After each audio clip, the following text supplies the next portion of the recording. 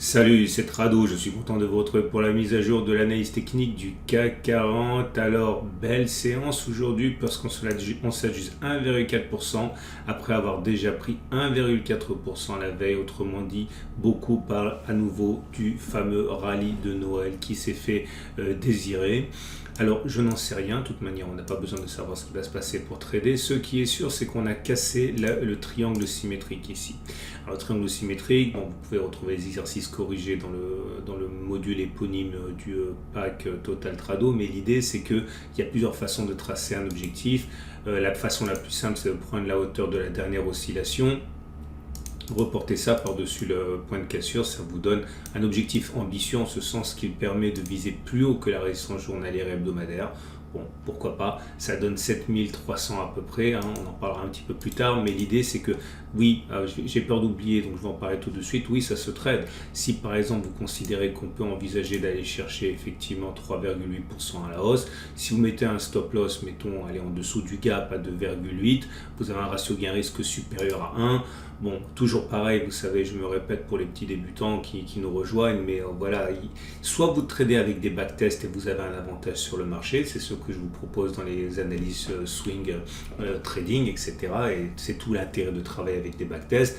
Soit vous considérez que vous n'avez pas besoin de ça et que de toute manière c'est globalement aléatoire, c'est-à-dire 50% de chance de monter, 50% de baisser, ou du moins vous avez une chance sur deux d'avoir raison, et dans ce cas, contentez-vous d'avoir des ratios gain-risque supérieurs à 1 et ça se passera bien pour vous. Donc clairement ici, si vous avez un objectif, je l'ai dit, à 4,2% et un stop loss à 2,4, ça vous laisse de la marge de manœuvre parce que ça permet d'envisager une réintégration, un comblement de gap, bon, et une fausse cassure de triangle. Donc c'est déjà pas mal. Maintenant, on n'a jamais été aussi bien que pour initier une position vendeuse, puisque vous pouvez le voir, hein, on est sur une résistance journalière, on est quasiment sur la résistance hebdomadaire ici. Regardez un petit peu, si on prend du recul et qu'on essaie de refaire le film, je ne dis pas que tout va se produire ainsi, mais regardez ici. Okay, qui aurait pensé à ce moment-là qu'on allait subir la correction qu'on a connue? C'est ce qui s'est produit. Puis regardez cette bougie-là, quand on a une nouvelle attaque, cette bougie-là, c'était quand même plus de 1%, 1,12%. Qui pensait à ce moment-là, après 1,12%, qu'on connaîtrait ça? Ok, donc voilà, on est exactement au même point. Alors on pourra arguer du fait que le chandelier japonais n'est pas le même, etc., etc. Mais celui-là, il était franchement pas dégoûtant, hein, comme chandelier japonais, hein. C'était une hausse assez impressionnante. Donc voilà, si vous voulez spéculer à la baisse, sachez clairement que vous avez une zone de résistance ici, à la résistance de 7015, 7079, qui a déjà fait ses preuves, hein. Et ce qui nous amène donc au scénario toujours le même, hein, de la rotation à l'intérieur de ce grand canal. Je ne sais pas ce qui va se passer, mais moi j'envisage tout à fait qu'on puisse aller chercher encore le bas de ce canal. Alors de quelle manière, quand, ça par contre, on ne peut pas le dire non plus, mais c'est tout à fait envisageable au regard de ce qui s'est passé précédemment. À noter également, mais ça c'est au niveau des chandeliers japonais, que le chandelier est magnifique, ok, il est clôture sur les plus hauts, pas de mèche haute, donc belle bougie verte, belle amplitude. Vous en doutez, hein, la bougie Aikinashi, forcément elle est bien meilleure, hein, puisque c'est une bougie verte sans mèche basse, donc c'est haussier. On a plus de chances de monter après une bougie comme ça que de ne pas le faire. On n'a pas encore eu l'occasion d'aller faire notre deuxième bloc vert de Three Line Break, mais encore une fois, hein, là aussi j'ai obligé de me répéter, mais normalement on devrait avoir un bloc vert avant d'avoir un prochain bloc rouge, hein. Vous avez d'ailleurs tous les tutoriels sur ça, hein, sur le site de la Trado Academy, en plus des podcasts, hein. Et donc ça nous amène aux éléments techniques qui bon, je les ai sous les yeux, donc bon, je sais que je vous dis toujours la même chose, mais c'est pour mieux en fait déconstruire ce que je vous dis. Signal haussier avec le vortex, signal haussier avec le cycle de Schaff, signal haussier avec le stochastique, signal haussier avec le MACD. Bon, vous voyez, le problème c'est que ça fait suite à autant de signaux baissiers, okay, qui n'ont pas donné grand chose, mais ce que je veux vous montrer, c'est que vous comprenez bien à partir de là qu'il est normal qu'on se méfie des indicateurs techniques en période de congestion, qu'il s'agisse d'un canal ou d'un triangle ou d'un biseau, tout simplement parce qu'ils perdent de leur intérêt. À noter les faibles volumes, regardez ça, et ça c'est pas très bien, parce que quand vous avez de belles hausses avec une hausse des volumes, ça veut dire qu'il y a de l'accumulation. Quand vous avez des belles hausses mais sans volume, ça veut dire que ça monte un peu dans le vide, quoi, hein. Donc ça c'est un bémol qu'il ne faut absolument pas ignorer. Et les autres éléments techniques, bon, ben, la moyenne mobile à cette période, évidemment, à présent, elle est ascendante, on est au-dessus, on va dire la tendance immédiate est haussière, la moyenne mobile à 20 périodes est ascendante, et on est, bon, l'ascendante, il faut le dire vite, hein, oui, ça se joue un peu, mais elle est ascendante, on va dire que la tendance générale est haussière ou neutre. On est bien passé au-dessus de la moyenne mobile à 50 jours, c'était il y a 2 jours, donc la tendance de fond est toujours haussière. Les PRT bands, attention, parce que les PRT bands, vous savez, hein, c'est lourd, c'est très bien, et c'est toujours pas haussier, hein, c'est toujours baissier, enfin baissier ou en congestion, mais c'est pas haussier du tout. Et ce qui nous amène donc à l'Ishimoku, qui nous dit toujours la même chose, c'est que c'est haussier mollement.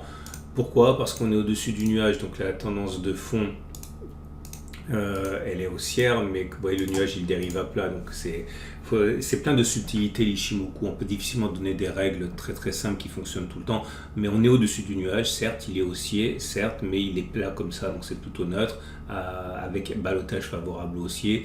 On est au-dessus de la Tenkan et de la Kijun, mais elles ne sont pas haussières comme elles ont pu l'être ici, donc la tendance générale et la tendance immédiate sont plutôt neutres. Ce qui nous amène donc au trade du jour. Alors, qu'est-ce qui va vous proposer le trado? Eh bien, comme d'habitude, mais encore une fois, vous voyez, quand on était là, on a eu peur de spéculer à la baisse. Quand on était là, on a eu peur de spéculer à la baisse, et on est exactement là. Faut-il spéculer à la baisse? J'en sais rien, ça dépend de votre biais.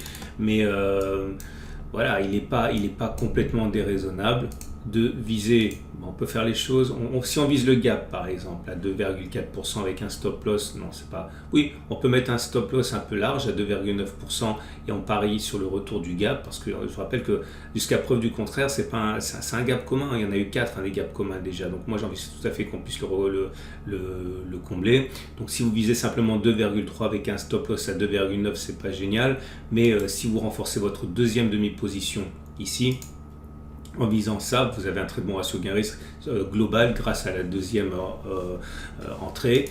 Si vous voulez parier, et ça n'a pas changé, hein, sur le retour sur le support journalier, vous pouvez faire pareil. Vous pouvez même vous autoriser du coup à avoir plus de marge de manœuvre pour accepter un pic de jovialité. 3,3% avec un objectif à 1,3%. La deuxième position, 2% de perte avec 6,6%. C'est absolument excellent. Maintenant, ceux qui veulent acheter, c'est toujours pareil, hein, c'était pas là qu'il fallait acheter, c'était ici, hein, lorsqu'on s'est rapproché du super trend, on en a parlé en son temps, mais forcément, dites-vous bien encore une fois que vous avez une chance sur 2 d'avoir raison. Donc voilà, c'est toujours pareil, travaillez votre ratio gain-risque et vous allez vous en sortir, vous ne savez pas où ça va aller, pas plus vous que moi. Et donc là, par contre, c'est difficile d'acheter, la seule façon d'acheter pour moi, c'est là encore de rentrer en plusieurs fois, de se dire, bon, vous pouvez trader le triangle, ok, on va dire, je vous propose un truc un peu différent ce coup-ci. Dernière oscillation complète, c'est ce dont j'ai parlé tout à l'heure, vous reportez ça, c'est exactement ce que j'ai dit en fait, je vais me répéter donc c'est pas la peine, mais voilà, vous visez la bagatelle de 3% ici, 3,7%, vous mettez un stop de protection à 2,8, voilà, c'est du pile ou face en fait, hein. Un peu dangereux quand même parce on vise une cassure de support et de résistance, mais bon, ça se tient. Ou alors vous faites ce qu'on a proposé déjà depuis des semaines, à savoir rentrer un peu là, par exemple 10% de la position maintenant, puis 90% de la position si on va chercher ça, enfin peut-être que j'ai un peu fort, un tiers de position maintenant, et 2 tiers de position si on va sur support journalier, stop de protection en dessous. Voilà, tout ça se tient, encore une fois, c'est maintenant que vous commencez à comprendre comment ça se passe si vous êtes des habitués, puisque c'est jeudi, je vous emmène sur les données intraday pour les trades de très très très court terme. Bon, à séquence pub, hein, je vous rappelle que je suis client IG et que avec IG vous pouvez trader les indices, les actions, le forex, etc. avec des CFD ou des Turbo 24. Alors là, vous voyez, hein, ça fonctionne. Regardez comme ça fonctionne bien, ces zones horizontales. Hein, ça n'a pas changé, cette flèche je ne l'ai pas mise aujourd'hui, elle était là depuis l'origine. Et vous voyez, en ayant acheté là, en mettant un stop de protection là, si vous aviez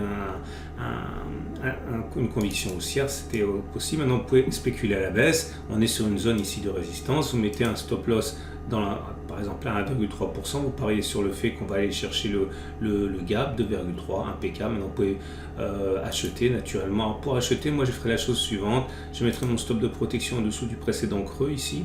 Mettons à 1,5 et j'achèterai lors du retracement. Il y aura un retracement sans doute, j'imagine. Ok.